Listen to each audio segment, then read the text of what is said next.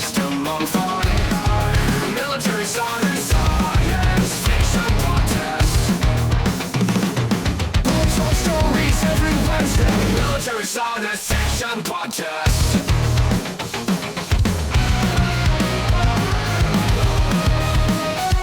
Discussion, interviews, reviews, and rants. Military science fiction podcast. Jeff was about to say something important, so I'm going to start the show. Welcome, everybody, and I'll let Jeff finish what he was going to say. Everything I say is important. Didn't Harry Harrison write one about the Going to go Civil the War? opposite direction. No, I think that was it Harrison or Turtledove? I think it was Harry Turtledove. He wrote. Was that Turtledove? Okay. Yeah. Okay, so we're talking about.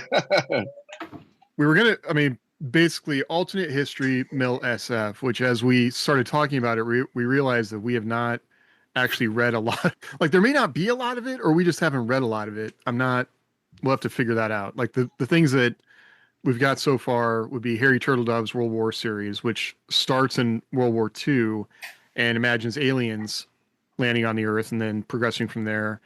For All Mankind, which imagines that the Soviets beat us to the moon and then progresses past where we are now.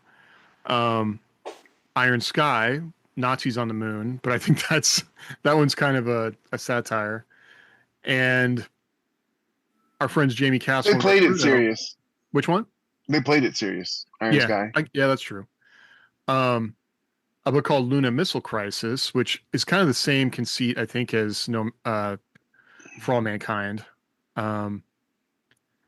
So I'm intrigued by the idea. I wish I knew more of it that was out there, because it seems there's a lot of books that were written about alien invasions that were written like in the 80s that are now alternate history. Like there was a book series. Oh, gosh, I wish I could remember the name of it, but it's about these mercenaries in Africa in the 70s. And it was written in the 80s, I think. So, I mean, technically it would be, alternate history. But this mercenary company was on this hill and they were defending it. They were getting overrun, and these aliens showed up and beamed them up. And they take them to this other planet, and they're like, "Hey, we need you to the Janissaries? We need you to reassert control of the planet and get the minerals flowing back to us because we don't have the manpower to do it. And then in exchange, you get to be in charge of the planet." And one of the best scenes ever was them with their Carl Gustav on a hill while these like knights on horseback and infantry forded this river. And these guys had, machine guns and, battle rifles and the Carl Gustav, and they just start raining hell down on these poor knights and infantrymen trying to cross the river. So yeah, that sounds familiar. Janissaries. Yeah, I think that's Janissaries. It's modern day mercenaries abducted by aliens, transported to a primitive planet. Captain Rick Galloway and his men. Yeah, they're in Africa. They're taken to a planet called Tran. Yeah. Yeah, that would be alternate history military sci-fi because again, it was set in the 70s, and I'm pretty sure it wasn't written in the 70s. So I guess a lot of stuff we would read today becomes alternate history mil sci-fi. Yeah. Well, I was saying like Footfall. Footfall is now alternate history mil sci-fi because the aliens did not invade in the 1980s. I mean, technically, Starship Troopers is now alternate history mil sci-fi because it was set in 1999. Yeah. At least in the beginning. But they weren't partying like it was 1999. What was the other one? The other famous one where they go out and they fight the war and they come back and everybody's gay. Oh, Forever War? Forever War, yeah. I think that took place in like now. I mean, that's a thing I have to do in my head typically is like just think of it as alternate history because obviously that's not how things are. So or Blade Runner. Blade Runner, like so much 2019, I think, was when Blade Runner took place. Yeah. Microcomputers, like the whole idea of LC, like it's fun to look at. I mean, especially in movies and TV, to look at like, well, how would things be different now if we still had CRTs everywhere, or nobody ever invented the microchip? I feel like the most accurate version of the future was Star Trek: The Next Generation. Touchscreen everything. Really slim, iPads basically in their hands, walking around. Mm-hmm. Except that their version of the future was, in reality, only about 20 years away, not 200. Well, I didn't say the timeline was accurate. I just said they got the technology right. Although Actually, I have heard car companies going back to knobs. I've heard that. But go ahead, Rick. was going to say some of the stuff that I write, it's not really alternate history, but it imagines alien civilizations that took different technological turns than we did, that have like kind of an alternate technological advancement where they didn't get supercomputers. They just went straight to like brute force solutions to problems. Mm-hmm. And that's what I like about alternate kind of history in general, or I guess Millis, that becomes science fiction, is what is that thing that changed? Because it points out how our future could go any different way, and things that you think will change the future don't, or have a bigger impact than you expected, or timelines never happen the way you expect them to. I think you have to really love history too, to really appreciate a lot of what's going on in alternate history a lot of the time, to really appreciate like what some writers are doing.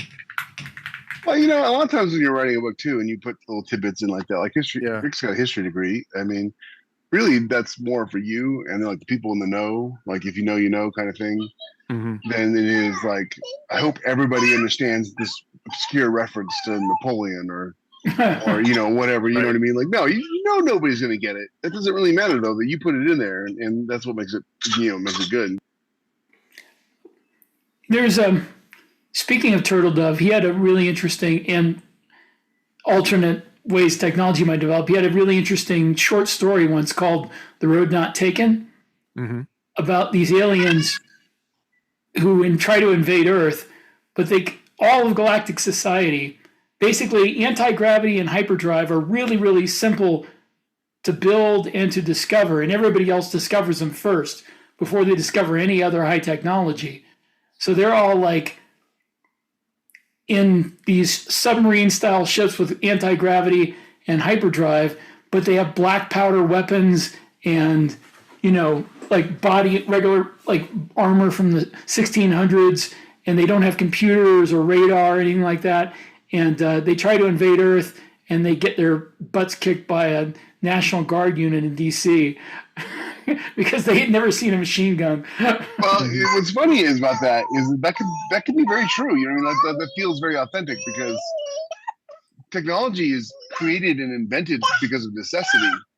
And once you have that interstellar travel, maybe they just gave up looking for anything else to do, because they went around conquering everybody with their advanced bayonets and black powder rifles. Look, you only have swords. We have muskets. You inferior beings. Most of the planets you go to are just full of algae or whatever. I want to point out that Harry Turtledove is an Aethon author now. That's true. He wrote a book for Aethon that I read the first page, and I cried because I was like, why can't I be as good of a writer on the first page? It was really good. I didn't actually cry, but it was really, really good. I saw him. He cried. But getting back to the ones we have experienced, though, World War is probably the most famous alternate history Mill SF that anybody's ever heard of, because it's probably the only one most people have ever heard of. But it's, for those who haven't heard of it or haven't read it, it's about the early part of World War II, and these reptilian aliens invade, and they cause basically all the people who are fighting in World War II to band together against them. Are we sure it's alternate history and not like a real history of the hidden war? No, because they Indianapolis got nuked at one point, and that did not happen. So I loved that series up until probably about, I think it was the fourth book. It was after the invasion part, when it was like an occupation. And at that point, he went off the rails, I think. I hated the second set of books in that series. For one thing, one of his main characters is a guy named Jaeger. Mm-hmm. And when the aliens are trying to bring in their colony ships to settle Earth, there is a missile launch from somewhere. Nobody knows where, and they launch nuclear missiles and blow up the colony ships. And Jaeger tells the aliens that it was the United States, and in retaliation they nuke Indianapolis. And his justification for doing this was, oh well, we had an agreement, and that was civilians on that ship. And it's like, no, they're occupying enemies or bringing in people to settle your planet, and you just betrayed humanity to them. He should have been executed. I would have wanted this. He's the main character, and I wanted him to die. What's funny is I don't know if Harry served in the military or anything like that, but there's a big discussion going on right now about the ethical, moral requirements of the military to assist, their enemies, and I'm like, well, I mean, none. There's no ethical or moral requirement for you to assist your enemies, especially if doing so puts you in danger. I can't imagine an agreement that you could ever come to. With Harry Turtlehead did not serve in the military. Just looked it up. Okay. I can't imagine ever coming to any kind of agreement with an occupying alien and then betraying 2 million people in Indianapolis because oh wow, we should have targeted that alien occupation force. Yeah, it's one thing if the main character realizes that he messed up, and maybe somebody who's like a a substitute for the reader gets in his face and tells him how badly he screwed up, and he owns up to it. But the whole book, he was just like all self-righteous and everything, and he needed to be executed. I guess you could argue morality, but there is a Geneva Convention requirement that we do that. Those aliens never signed the Geneva Convention. Yeah, not aliens, but other. As Fat Electrician always says, it's only a war crime the second time. Second time, yeah. That's why we're supposed to make rules about it, but yeah. So, in your guys' opinion, what would make it military sci-fi if it was set in the past? What requirements would it have to have? It's got to be about military people doing military things, just like any other SF.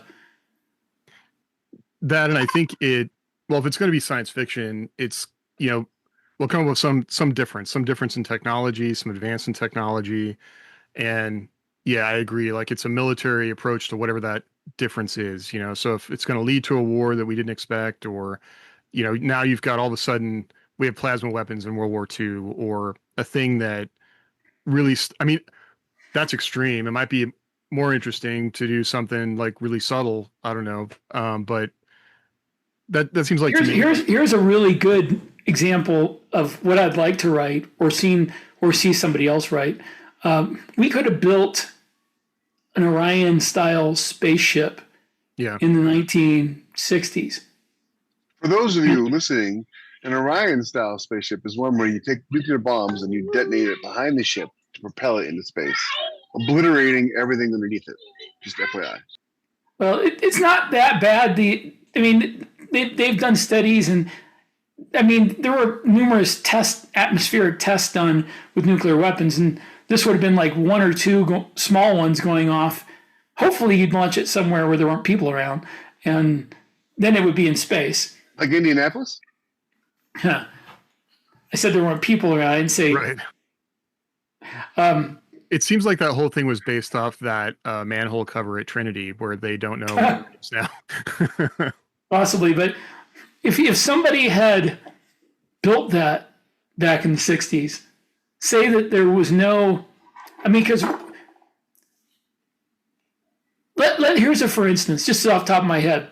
Say in 1951 or 2, that Truman okays nuking the Chinese army at the Yalu River, which MacArthur wanted. Mm-hmm. We do that. There is no Red China.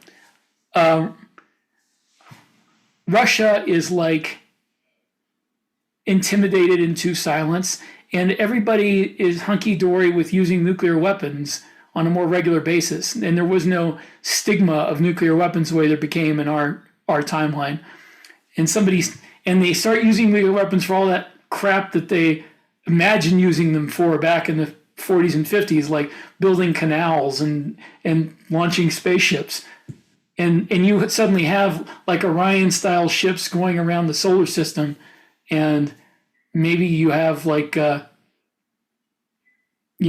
Russians getting their own Orion style ships and launching them, and you have solar military conflicts between Russia and the US with nukes going off everywhere. That would be a very cool alternate history MLSF that I'd like to see somebody write if I don't have time for. The only problem with it is, and this is like a business thing, but marketing something like that as an indie would be difficult.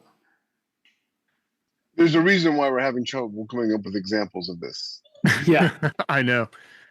It's a thing that is interesting, but it's like one of those genres where you got to be Harry Turtledove, who already had a following from, fantasy and Guns of the South. Yeah. He had the Guns of the South. History. Yeah.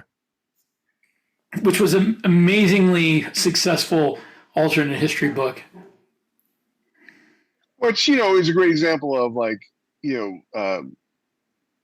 an outlier, essentially. Mm-hmm. You have outlier authors who can do things that we as indie authors or hybrid authors can't really do because alien human hybrid authors. Yeah, because lizard people authors. Yeah. Because we have to shoot for a more specific and mainstream, audience. Niche. I mean, Yeah. we want, we don't want an audience of 15 geeks in Nebraska who study history. We need an audience of people. We need really at least 10 excited or about it. 15,000 people who regularly read military sci-fi. And we need them, and we need their friends that they introduce our books to. And it's really hard to get people excited about an alternate history book set in different timelines, because I don't know if you guys know this or not, but I've read some studies that show that different timelines different time periods have attractions and detractors. Like Mhm. a lot of people won't read or watch stuff that's set in the Revolutionary War period for some reason. I don't particularly like things set in the 60s. If I see something set in the 60s, it immediate turn off to me, and I have no idea why. I don't have a logical reason why I don't like it. I just don't. So you run that risk of like, oh, this is a time period that nobody likes. Well, that's why Guns of the South is so successful, because everybody likes reading about the Civil War. Yeah. Well, I wonder why For All Mankind. Well, again, outlier. Greenlit. Yeah. I mean, I didn't want to watch For All Mankind for a long time, and I'm probably directly in its target audience. And then I was stuck in an airport for 12 hours and watched all 3 seasons. And I think that's a good point. I'd be curious about, look, what are you going to do if you're approaching an alternate history story to try and hook people? And obviously, like For All Mankind, the average viewer probably isn't as interested in the science fiction aspect of it. They like the characters, they like the stakes. They probably do like Cold War nostalgia is pretty high right now. People have like rose-colored glasses about the Soviet Union, and so that people are intrigued by that. But Problem with mainstream Cold War alternate timeline stuff is because you have this idiots right now who are all like, oh, communism is great and the Soviet Union won the World War II and blah blah blah. You're gonna get a lot of like nonsense. Like one of the reasons why I had a hard time watching For All Mankind was felt like half the show I was watching Soviet propaganda. I guess you missed the part. One of the scientists defects, and her life is pretty terrible. But that's not until later. But yeah, I mean, a Cold War alternate history in MLSF appeals to me. Mm-hmm. The problem is, I would be one of a very small group of people who would read it, as Jeff was saying. Yeah, no, very true. I mean, I would write alternate history MLSF set in like World War II. That'd be cool. Which would probably appeal to more people because it's World War II, but I don't think it would appeal to much more people. I mean, kind of have to appeal more than 5 people.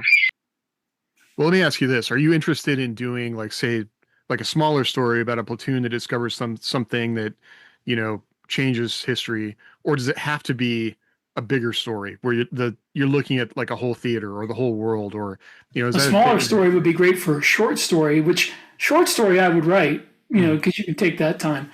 But if you're talking about like a big series of novels, it would have to be like world changing. Yeah. Yeah. Or, there was this comic book series can't remember the name of it, but it was really good. It was about a hidden organization exploring the secret history of the world. And you could do something like that where you're like you have characters who are exploring our history, but it's alternate history because it's secret history. Yeah. Is that the same thing as alternate history though, or is it secret history? Yeah. Well, I mean, a secret history is kind of an alternate history if you're saying that the fundamentals of everything that we know is not true, Mm-hmm. and this other thing happened, but people are like hiding it. It's kind of an alternate history. Yeah. I mean, I love the Hellboy comics a lot, and that's the whole idea that there's like this, arcane Nazi whatever magic out there that they're fighting. But that's fantasy. But that's getting into fantasy. Right. Yeah. Well, let's talk about like if you wanted to do alternate history fantasy, I have a killer idea for alternate history fantasy. What's your idea, and how is it not science fiction? Like, what rules does it not follow? The idea is that right about the time that the Roman Republic was beginning to rise, say 400 to 300, maybe 250 BC, this big, possibly alien, possibly alternate dimension slice of reality plops right down on Italy, and it's full of aliens or maybe monsters, don't know, and magic and dark arts, and you wind up with a alternate history where the Carthaginians rule the Mediterranean, sharing power with the Greeks, and the Gallic Celtic tribes rule Europe. And then you fast forward to maybe 1,000 years later, and it's a much, much different world, and it's kind of frozen technologically, and you have monsters and magic, and it'll be very cool. That does sound cool. The comic book series I looked up was Planetary by Warren Ellis, and it won a bunch of awards, and yeah, it was really good. I would be into something like that where like you have like people who are like, if you were like using my World War II example, a platoon of infantry who stumble upon something crazy and aliens or whatever, and then they are assigned to a secret division that battles these aliens across the theater. That would be neat. But it would be it would be like if I made a lot more money than I do now, and I could take a year to write something that isn't probably going to be read, or just for awards, that kind of thing, because it feels like the kind of thing that you would write to win awards. Well, I wonder about, part of the whole world building thing is getting people to believe in whatever it is you're doing. And so is it going to be harder? Because honestly, if I do watch something like For All Mankind, like the whole time I'm thinking about how it's different, and am I enjoying it? Is this a dumb change? And I think that makes it harder, at least for me. Like I mean, I'm a history buff, but I'm not going to have a history degree. I just read a lot of books, and I use a lot of historical references in my books because history is the best. The only difference between reading a lot of books about history and having a history degree is having a history degree means you were forced to read about a bunch of history you were not interested in. Yeah, I'd say I'm a military. I've read a lot of military history. I don't read a lot of other history usually. But now that I've lived long enough to feel like things that happened in my 20s are now history, like I am reading stuff that I'm like, that's not how that happened, or that it makes me rethink all these other history books because, like, well, wait a second, I lived during that, and these assumptions are not correct. I know so much more about the Napoleonic Wars than I ever wanted to know. Yeah.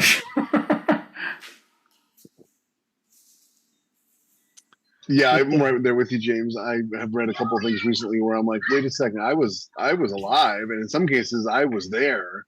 Did you know? That is not at all what happened. Did you know that canning was invented by Napoleon's army?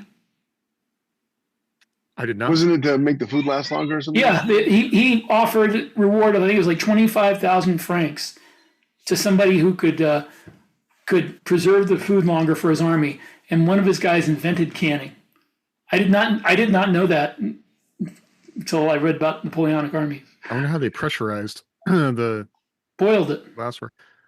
Yeah, but don't you I guess it depends if you're pressure. If you boil it while it's sealed, it pressurizes it.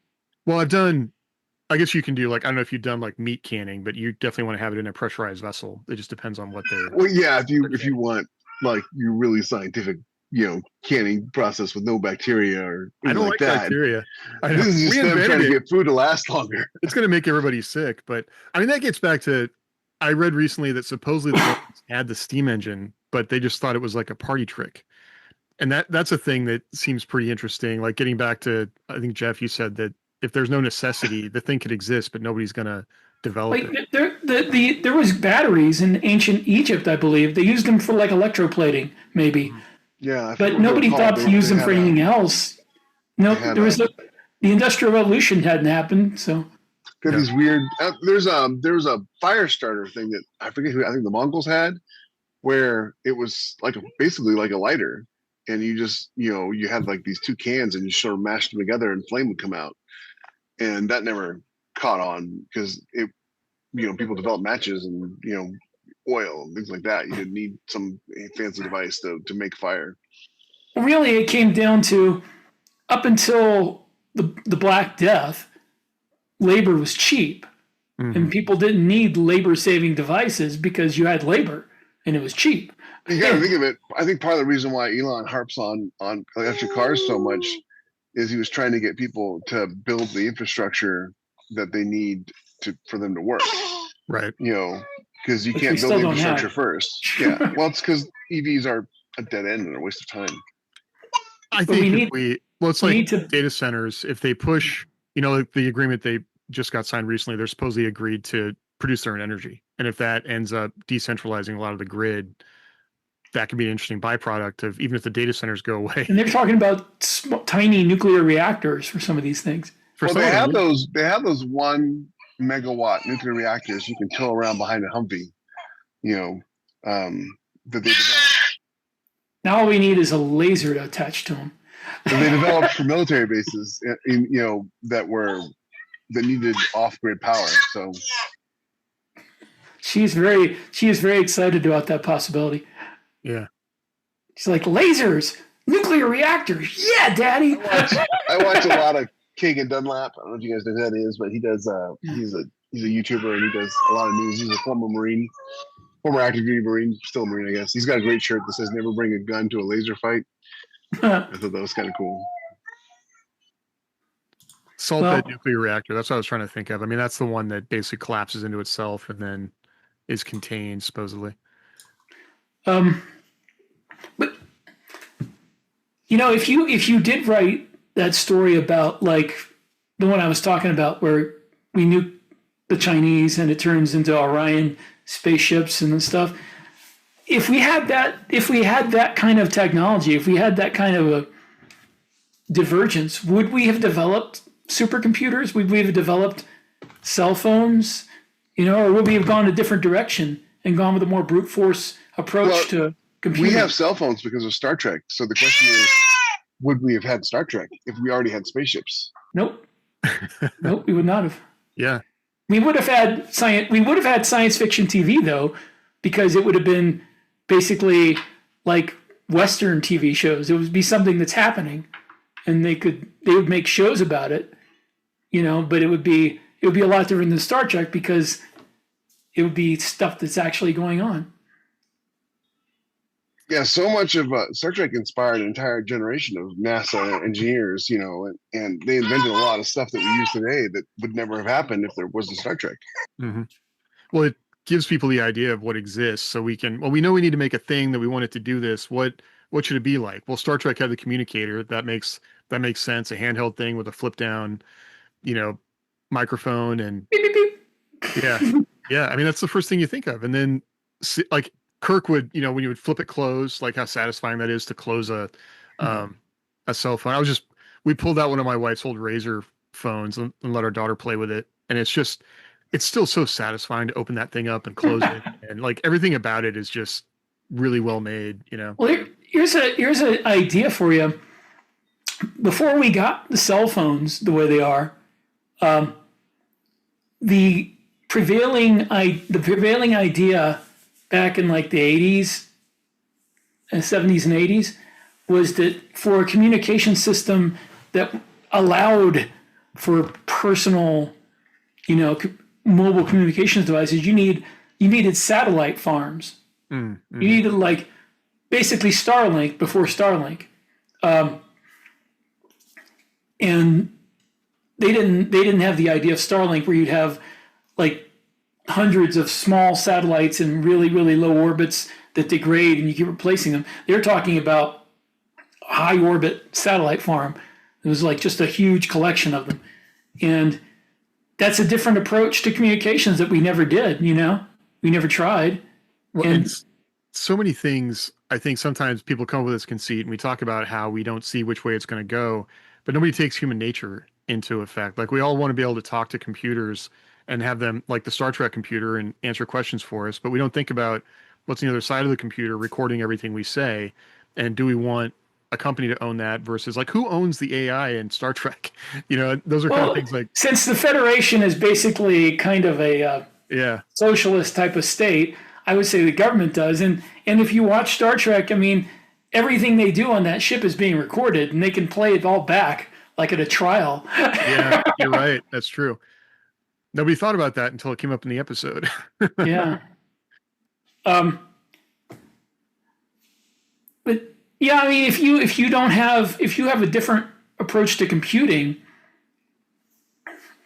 the cyberpunk style stuff that people put in science fiction nowadays with, implanted computers and implanted communications, all that doesn't even become a consideration, Right. In an alternate history where you don't have supercomputers. I find the whole thing fascinating, the whole idea of an alternate technological development. So if somebody else doesn't write this, I'm going to have to like play with this idea, maybe write a short story or two on it.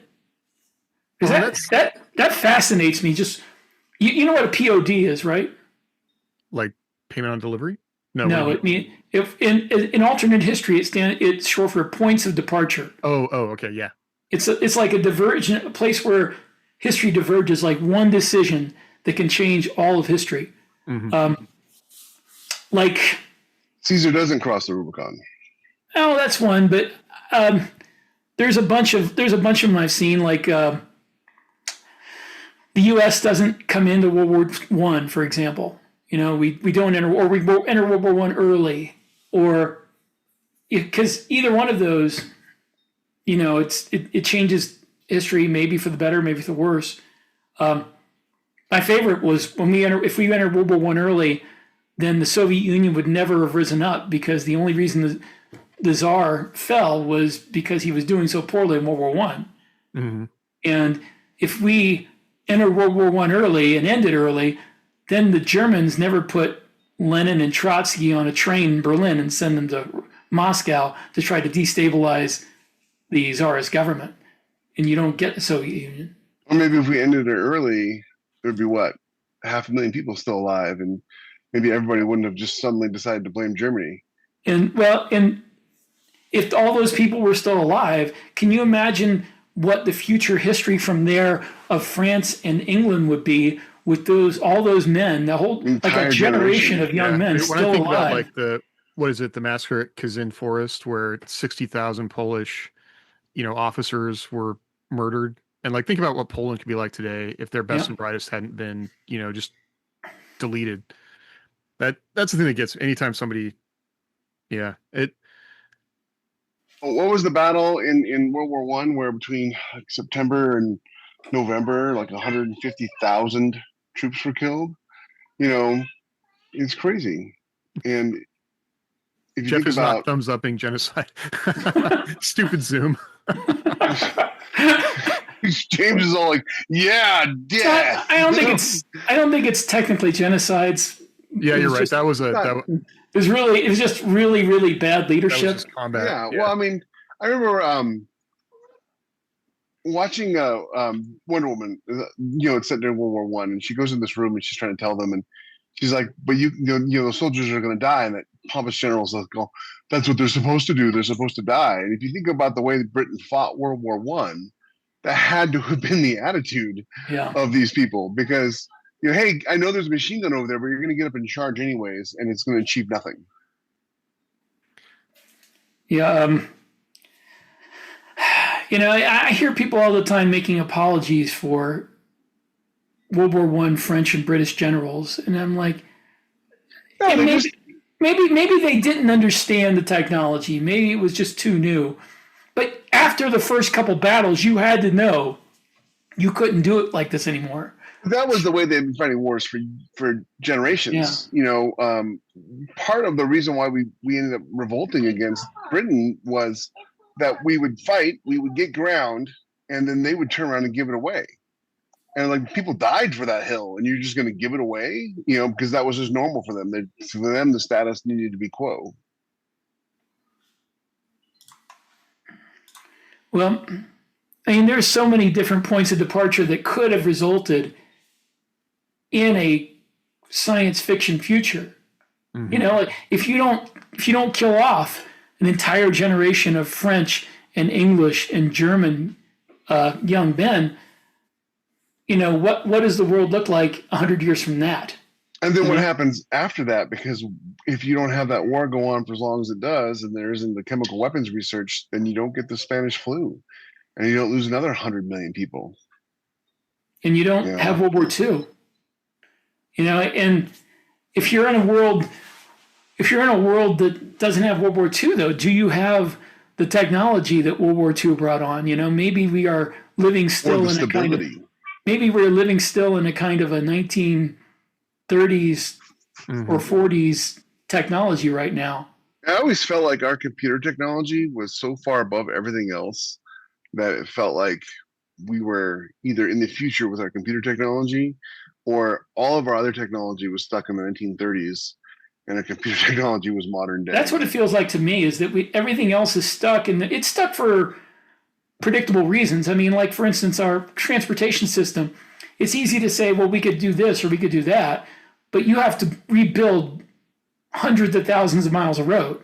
Where do you get the money for that? Well, we didn't bomb our cities into, that's why Europe has so much better infrastructure than we do, because they destroyed their cities in World War II. Yeah. But I mean, it seemed I've heard. I know. Yeah. Well, they started. It's a service provided by the United States of America, free of charge. Well, I'm just thinking back some conversations. Well, that's why in all my books, in all my future histories, basically all of them, if we develop all this stuff, it's because something destroys the way things were, and we have to, because we're not going to rebuild it unless we have to.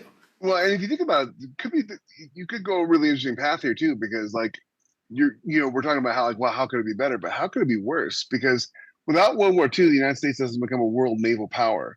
Without the United States Navy, you do not have free trade. We abolished piracy from the moment we started having a navy, but we really took it to the 10th degree after World War II. Well, on the other hand, if we're not there, maybe in World War One doesn't end that way. Maybe Britain still has its navy, and maybe it's securing the seas for everybody. But World War II is the impetus for so many things, like mass communications that we have now, like corporate organization, food industrialization, and I mean the acceleration of industrialization. I don't know if you guys know about the theory about the London Blitz, but how it completely impacted London and to this day Britain as a whole, and their attitudes and the way they do things. They became a very different society after World War II. So how crazy would that be? Sort of go back to a Britain that was pre-World War II, where they were still,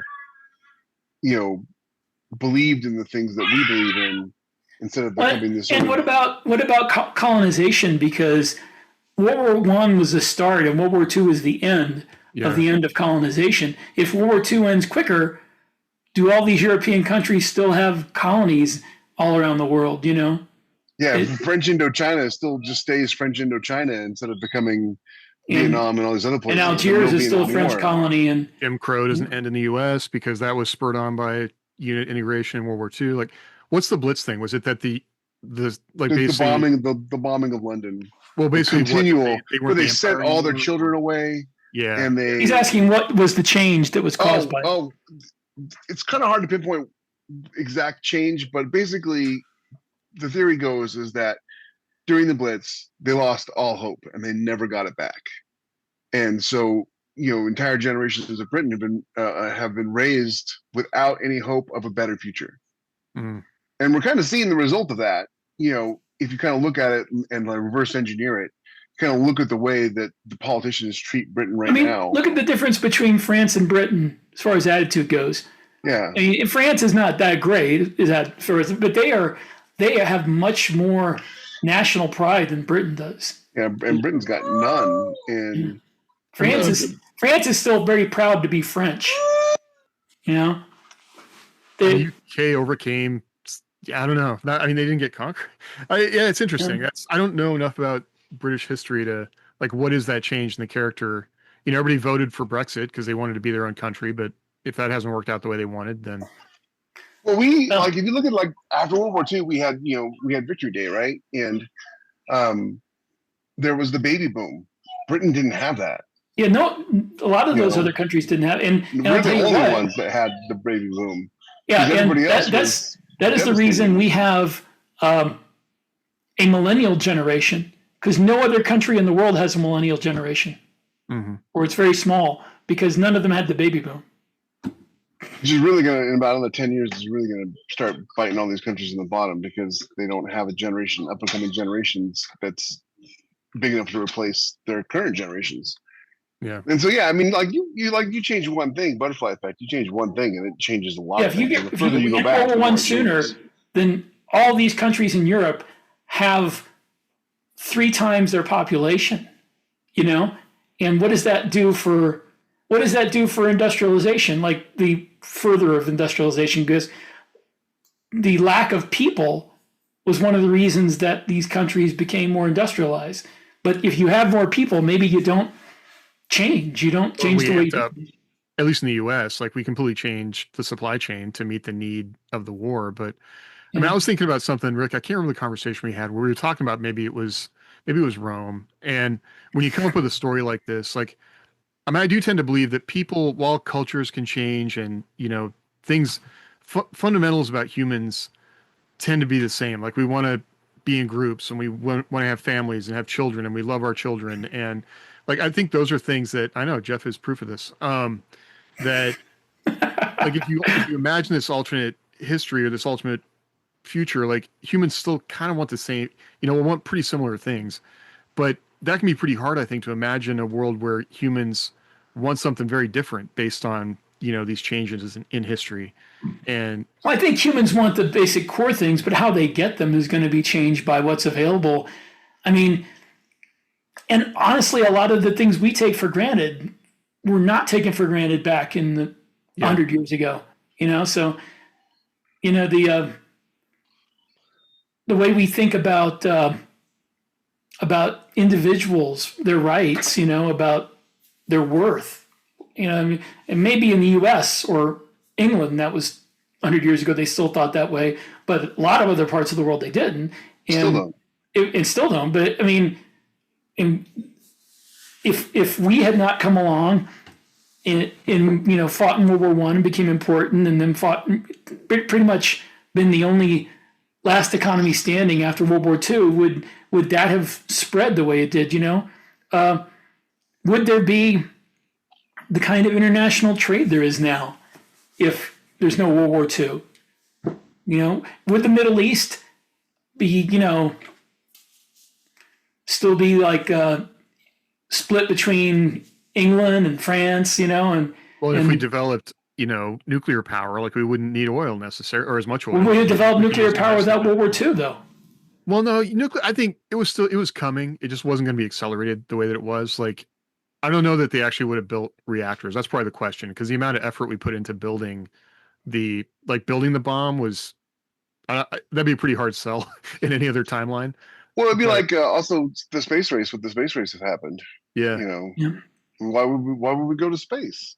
You know, there's a lot. You can really play with it a lot, especially if you wanted to add some sci-fi elements to why, instead of just like man in the high castle kind of alternate history, explore alternate history for the reason of alternate history. But if you wanted to do it military sci-fi style, you know, you could have time traveling, meddling aliens, or just aliens in general. Well, now I want us to collaborate building that what if world we talked about. And that's a really good point, Jeff. I think to bring it back to MIL-SF, because that, like, my mind goes all over the place with alternate history. But I think if you're going to focus on a MIL-SF alternate history, now we can at least center it on it's a unit with a mission. With, we got to think about how the weapons work and are the weapons different? Is the unit different for some reason? Do they have like all the things that we kind of take for granted? Maybe they don't have, or they have more than we have. But at least you can kind of ground it in these things readers understand, and the way they're operating in the story would make more sense. At least it seems to me. Like, that's one of the things about For All Mankind. Like, I still understand how NASA works. So watching NASA solve problems, even though now the Soviet Union is a lot better than they were, that's a thing that kind of grounds the story, I think. And so it's easier to follow what's happening there. Because the history pieces of it, I always get a little lost in. I don't know. It could just go all over the place. But yeah, I mean, if you use the sort of the alternate history as kind of like your backdrop, and you have aliens or some serious sci-fi dimensional travel elements to it, and then you focus it on a unit or a group of military people, then you could do something really, really cool and really special. You could have maybe we have a high G planet compared to the rest of the galaxy, and aliens come along and recruit our pilots who were pilots from World War II, and maybe jet power isn't a thing that could have ever happened without the intervention of aliens to helping us, or something like that. Mm-hmm.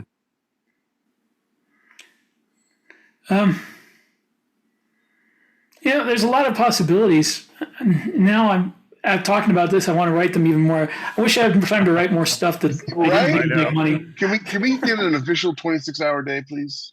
Yeah. And then can somebody invent something that makes? I don't need a 26-hour day, Jeff. I need a 700-day year. I need to not have to sleep. That's what I need. I mean, I'm already down to 5.5 hours a night, but if I could just get no hours a night, that would be perfect. Well, then your brain wouldn't work. You need to. Well, no. They need to invent something that allows me to function to full functionality constantly. Yeah. Because trust me, I don't remember the last time I enjoyed being asleep. So I don't really need it anymore. It's not like I'm going to miss it. I'm not going to miss being asleep. I wake up in pain, Yeah, that's true though. I miss sleeping. All the naps I should have taken as a kid. I miss those because that's like when it was fun to sleep. It's not fun to sleep anymore. So if someone could just invent that'd be great. Elon, get on it. You need a implanted computer in your head that can work while you rest your body. I know there's a lot of concerns about ads and whatever, or watch this video to use your left arm. But if I could get a Neuralink that allowed me to write just by thinking about it, I would do that. And that's one of the, so many unintended consequences, because that there was a spinal implant, I think, that the company went out of business and all the people had it. And then now they had this implant that that really helped a lot of people, but didn't make financial sense. There's an Oculus one too that happened to. Yeah. Yeah. We are in a pretty awesome timeline. It's just got a lot of messed up incentives in a lot of ways.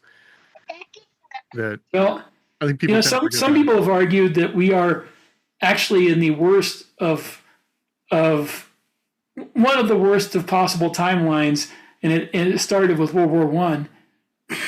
Maybe. I mean, the other thing too is our brains only think about 100 years at a time, maybe. But I think it tends to be more golden age SF, or maybe more like Frank Herbert with Dune. But imagining those 1,000-year timelines and everything we've experienced is just a kind of a blip on that as far as humans changing, or we're just starting to aggregate data and make it meaningful. And that only just started 100 years ago.